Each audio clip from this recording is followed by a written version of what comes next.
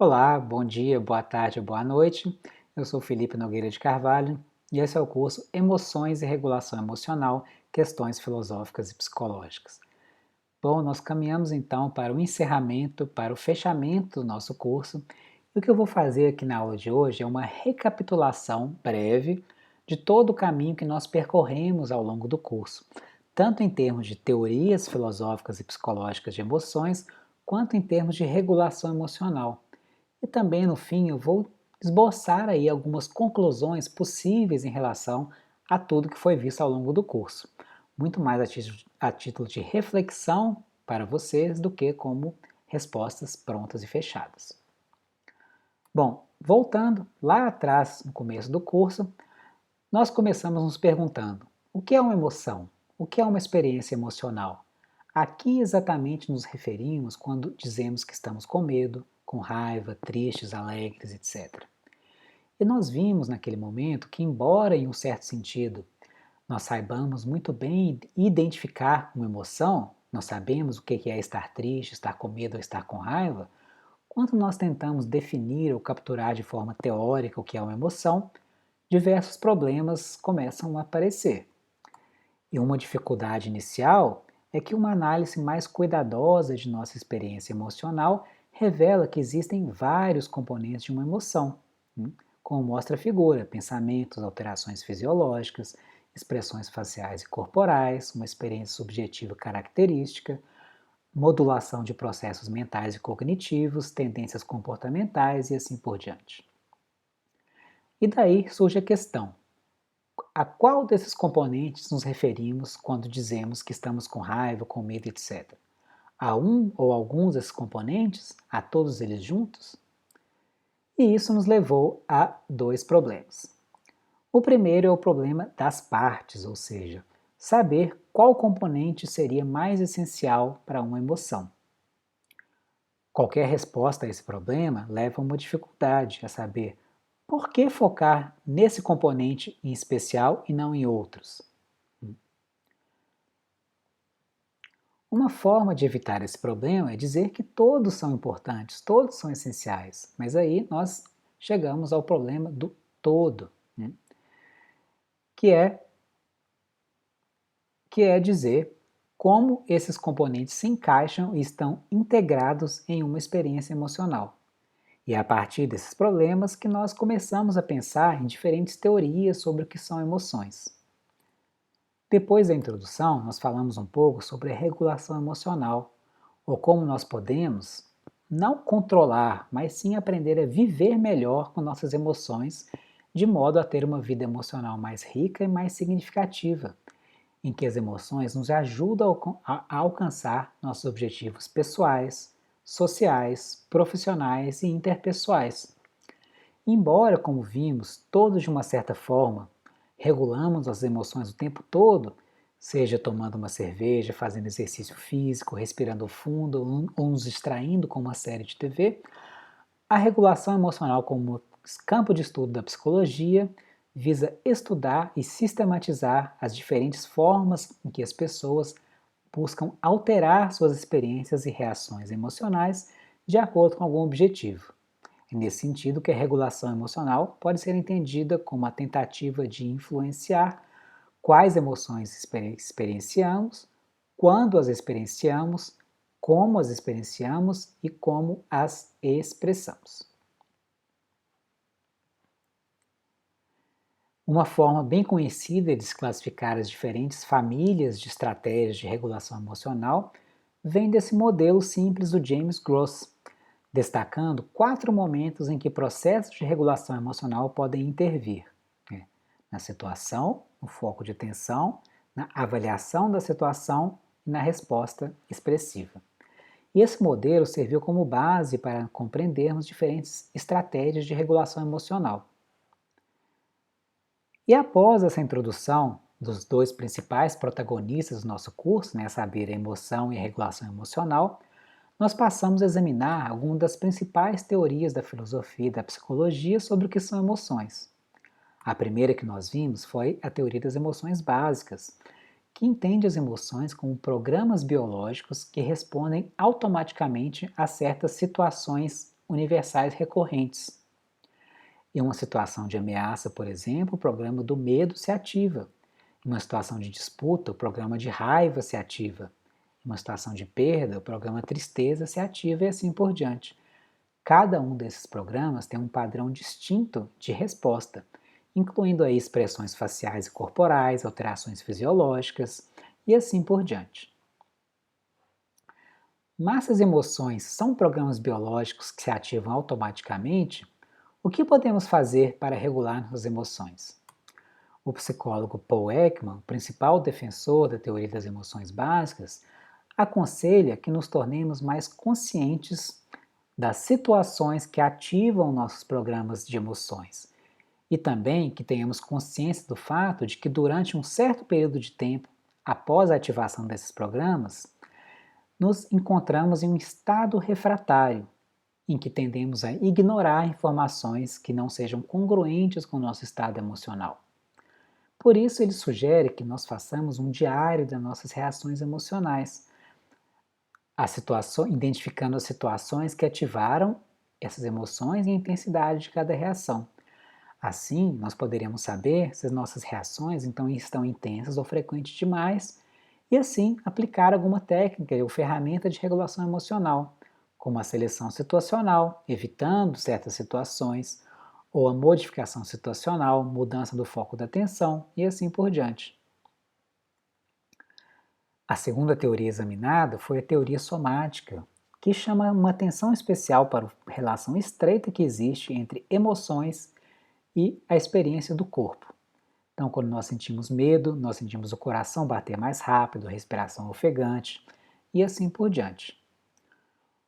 Os primeiros defensores de uma teoria somática foram William James e o Carl Lange, que de forma independente chegaram a conclusões muito parecidas através de um argumento similar, que ficou conhecido como o argumento da subtração.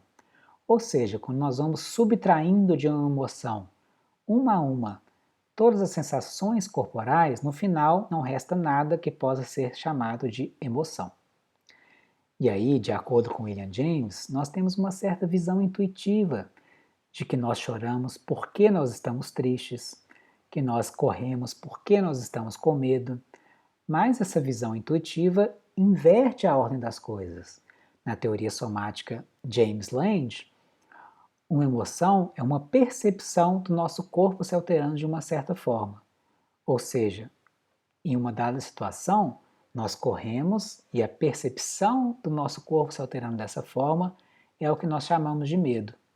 Nós choramos e a percepção do nosso corpo se alterando dessa forma é o que nós chamamos de tristeza, e assim por diante.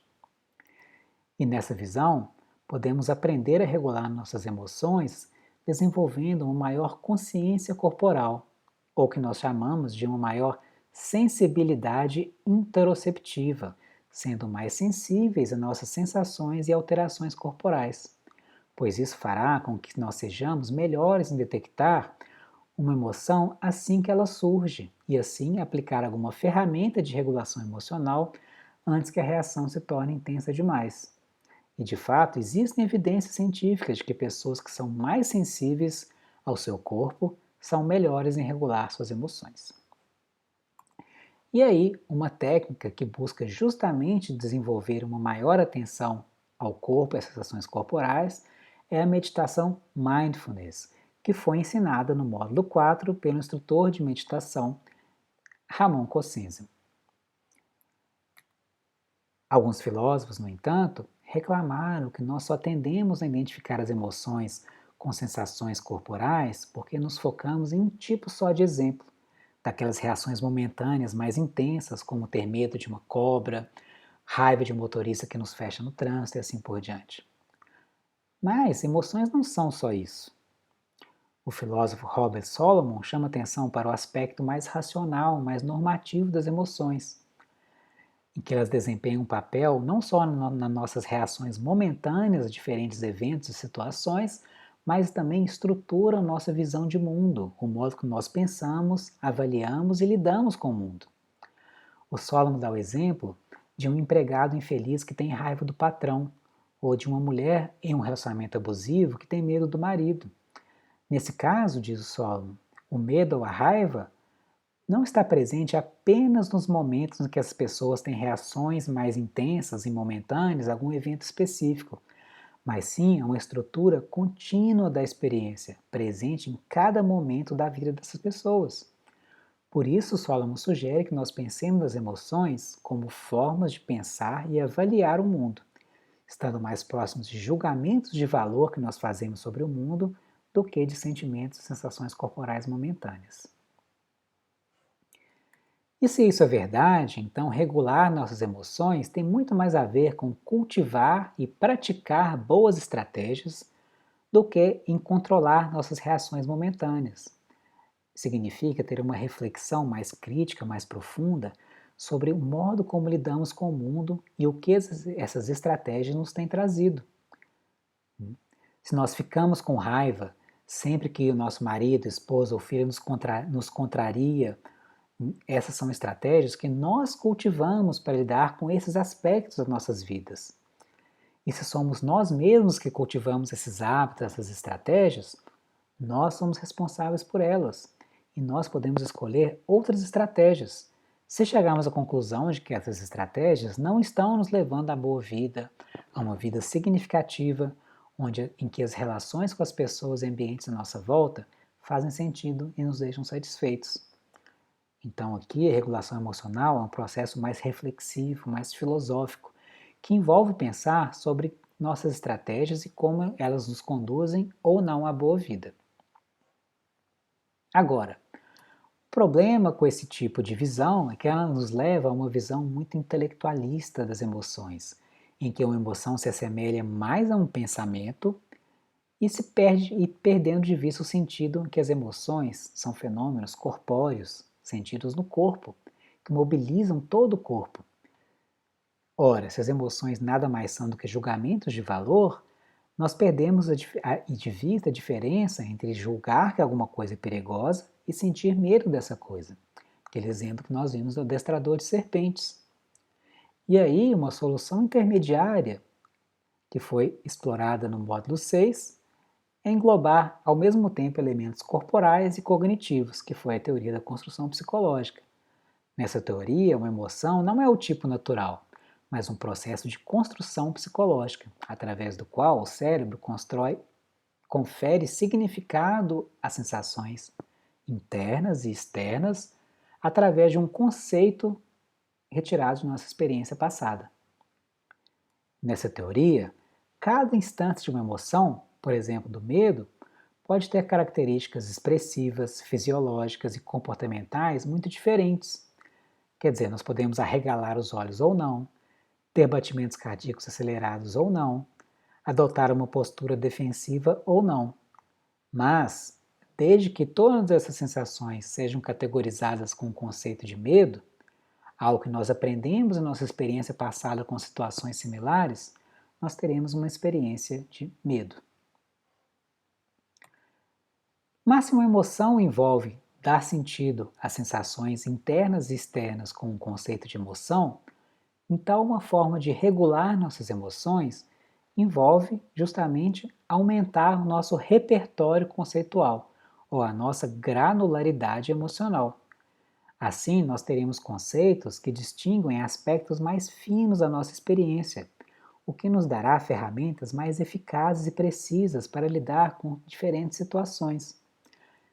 Quer dizer, se nós possuímos apenas dois conceitos, se sentir bem ou se sentir mal, muitas experiências diferentes serão categorizadas, experienciadas e vivenciadas da mesma forma e lidadas de maneira similar, como sendo instâncias de uma mesma experiência. Mas se nós nos sentimos frustrados, indignados, furiosos, desapontados, devastados, magoados e assim por diante, cada um desses conceitos vai categorizar nossa experiência de um afeto negativo de forma mais fina.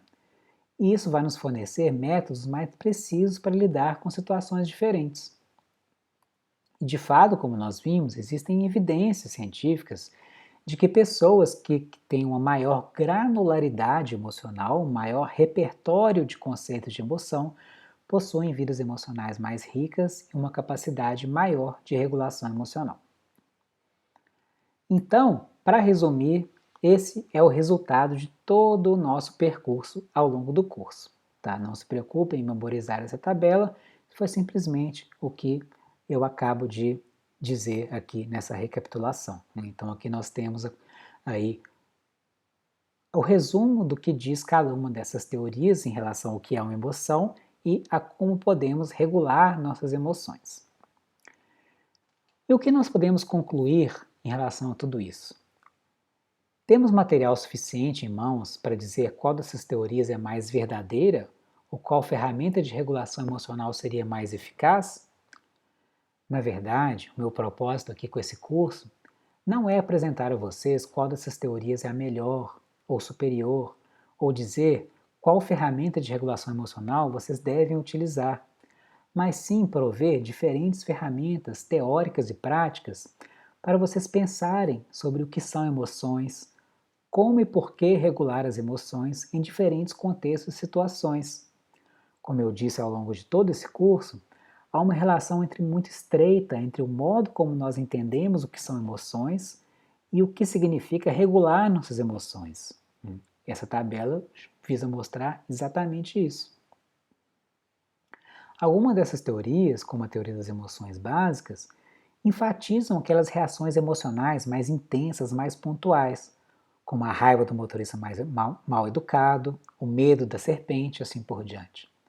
Nesse sentido, essa teoria foi importante, por exemplo, para que se descobrisse os circuitos e estruturas cerebrais que se ativam em cada um desses contextos e como essas respostas corporais orquestradas ocorrem. Já outras teorias, como as teorias somáticas, enfatizaram o papel do corpo e das sensações corporais durante a experiência emocional. E como uma experiência que mobiliza, como emoção, uma experiência que mobiliza todo o corpo para nos ajudar a agir em relação a alguma situação. Já outras teorias, como as teorias avaliativas, enfatizaram o aspecto mais racional, mais normativo das emoções e chamaram nossa atenção para os casos em que ter uma determinada emoção, como a raiva ou o medo dirigida a uma pessoa em particular, é uma experiência que se estende no tempo, não é só uma reação momentânea. Finalmente, a teoria da construção psicológica enfatizou o papel da linguagem, dos conceitos, mostrando como diferentes culturas podem ter seus próprios conceitos de emoção, que irá gerar experiências emocionais diferentes adaptadas às experiências típicas daquela cultura. Então, para concluir, todos esses aspectos são aspectos válidos e importantes das emoções. E talvez a gente precise de um pouco de cada uma dessas perspectivas para capturar de forma adequada e completa toda a riqueza e complexidade de nossa vida emocional. Quer dizer, às vezes, nós queremos entender o que acontece conosco quando nos sentimos ameaçados por um perigo iminente, mas outras vezes podemos querer entender a variabilidade da experiência emocional diante de ameaças em diversas culturas, sejam elas reais ou imaginárias. Às vezes queremos entender com o nosso corpo o que acontece com o nosso corpo, quando nós sentimos raiva, mas outras vezes nós queremos entender como sentir raiva de uma pessoa pode estruturar toda a nossa experiência e determinar uma série de escolhas ao longo de toda a vida. Todas essas abordagens podem ser úteis para propósitos diferentes em diferentes contextos.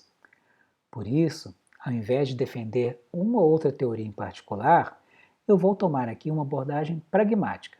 Eu vou sugerir que, de acordo com o aspecto da emoção que vocês estejam interessados em abordar e entender, que vocês usem uma ou outra teoria exposta aqui como uma ferramenta teórica para pensar e se aprofundar em algum desses temas.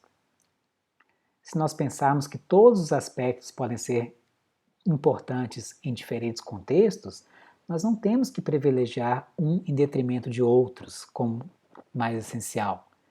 Então, nós temos uma solução pragmática para o problema das partes. Cada aspecto pode ser importante em diferentes contextos para diferentes propósitos.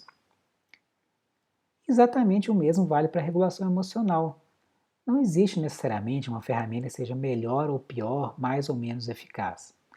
Diferentes pessoas têm diferentes necessidades de regulação emocional e podem querer regular as emoções por diferentes motivos em diferentes situações. Quer dizer, às vezes, de fato é importante perceber no nosso corpo quando uma emoção está chegando, antes que ela se torne intensa demais. Mas outras vezes é importante ter uma perspectiva mais distanciada, mais reflexiva, pensando sobre estratégias emocionais que nós utilizamos ao longo da vida e se elas estão nos conduzindo à boa vida ou não.